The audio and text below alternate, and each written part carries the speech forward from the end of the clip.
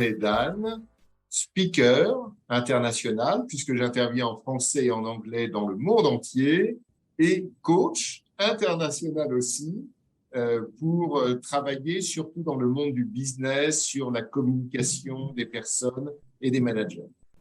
Quels sont les grands défis rencontrés par les managers d'aujourd'hui? Il ne faut jamais oublier dans le management qu'il y a quelqu'un au-dessus et quelqu'un d'en dessous. Souvent, les gens se focalisent seulement sur le management des équipes. Il est essentiel toujours de commencer par le management de sa hiérarchie, quand on est dirigeant d'entreprise, de ses investisseurs, etc. Et ici, il y a deux choses que j'aimerais mettre en exergue aujourd'hui par rapport aux défis aujourd'hui en 2022 sur les défis du manager. Ils sont classiquement, à mon avis, de deux ordres. Deux révolutions. La révolution des soft skills et deuxièmement, la révolution du digital, du numérique. Je préfère le mot digital, il est plus international. Et ces deux révolutions, quelque part, arrivent en même temps. Et ce n'est pas un hasard. Je crois que la révolution du digital nous force considérablement tous, et les managers en particulier, à être meilleurs aussi dans leurs soft skills. Selon toi, quels sont les soft skills à développer pour exceller dans son rôle de manager? En termes de mindset d'abord du manager, il n'est plus question pour un manager, sinon il va se faire rabrouer, de toute façon ce ne serait pas efficace, qu'il dise « je te dis ce que tu dois faire et comment le faire ». Ceci n'existe plus. Dans un monde d'avant, cela pouvait exister, mais la relation descendante n'existe plus. Et donc, je crois que la meilleure relation, c'est travailler ensemble dans la posture du manager. Je travaille avec toi pour te permettre d'atteindre tes objectifs, de réaliser ta mission de la meilleure façon possible parce que c'est bien pour toi et c'est même bien pour moi en tant que manager. D'accord? Donc, au niveau des soft skills, évidemment, l'aspect communication, les soft skills, c'est le savoir-être, et on parle ici beaucoup de communication, et je crois une compétence qui se développe de plus en plus de fait de par cette confrontation entre les soft skills et le digital, c'est la communication écrite. Je suis souvent sidéré. Évidemment, la communication orale est toujours essentielle et je constate aussi, une parenthèse, que beaucoup de managers ont peur encore aujourd'hui de parler devant plus de 10 personnes, de parler en public, de façon de plus en plus claire. La communication écrite doit être plus impactante tout de suite. On le voit aussi considérablement avec les messageries instantanées. On le voit avec les réseaux sociaux. Les gens qui racontent leur vie, dans les deux cas, on ne les lit plus. Il faut être vraiment très direct to the point, directement sur le sujet que l'on veut traiter. Je suis aussi sur la communication écrite, encore un point qui me paraît essentiel, au niveau des emails. Je constate encore la faiblesse de la qualité des objets que l'on met dans les emails. C'est essentiel d'améliorer cette partie-là pour se faire comprendre plus vite par les gens qui doivent regarder en effet les équipes, la hiérarchie, le marché, la communication des managers. Avec l'avènement de la technologie, comment trouver sa place en tant que manager? Clairement, pour l'instant, les managers n'ont pas été nommés à leur poste de responsabilité et avec le management d'équipe parce qu'ils étaient bons dans le digital.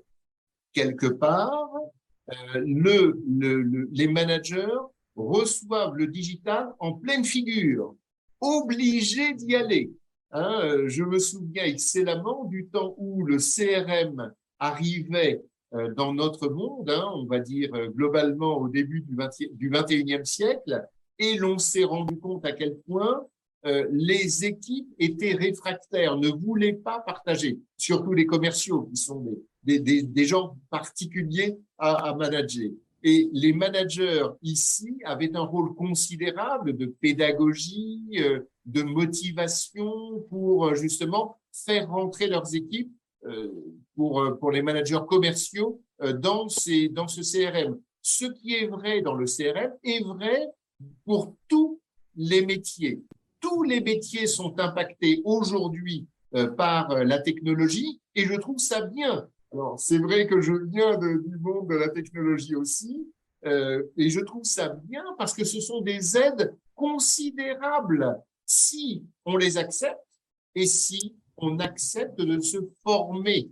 Même les managers doivent se former. Exemple, l'une de mes expertises exceptionnelles est l'utilisation de LinkedIn.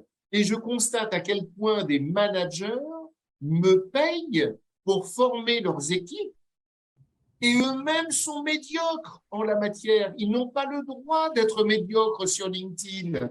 Et donc, ici, il y a une prise de conscience que le manager aussi doit investir sur lui-même. Exemple simple, je connais dans une grande entreprise française, Orange, deux anciens VP, d'accord, qui étaient chez Orange, et à un moment, il y a eu une réorganisation, il n'y avait qu'une place pour deux. Celui qui a été choisi parmi les deux est celui qui était le meilleur, plus impactant sur les réseaux sociaux dans sa communication écrite et sa communication orale. C'est très intéressant de voir ici à quel point les soft skills et la connaissance, l'acceptation, l'utilisation des technologies ont été la base de la réussite d'un manager dans un grand groupe comme Orange. Et je le crois partout, quelle que soit la taille des entreprises. J'ai ici cité une très grande, mais même dans les petites, même dans les TPE, le dirigeant se doit de se former aux technologies pour rester dans le coup et pour en faire un avantage compétitif dans son offre, d'une part vis-à-vis des clients, et dans son fonctionnement, d'autre part, en interne, pour plus de productivité. Et un dernier conseil à partager à nos auditeurs? D'abord, le meilleur coach de ma vie, et si quelqu'un me le demande, j'aurai plaisir à mettre en relation ceux qui me le demanderont suite à cette interview, m'a appris à mieux m'observer moi-même.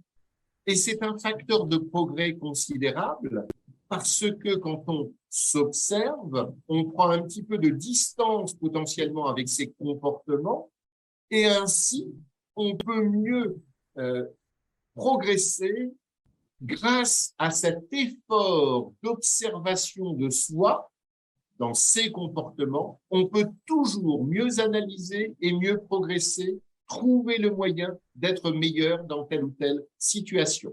Dernier point, je suis en train de finaliser un e-book en 5 chapitres qui a pour titre « Améliorer vos relations humaines en réel et en ligne ». Et mon 5e chapitre a pour titre « Le manager dans ses relations humaines en réel et en ligne ».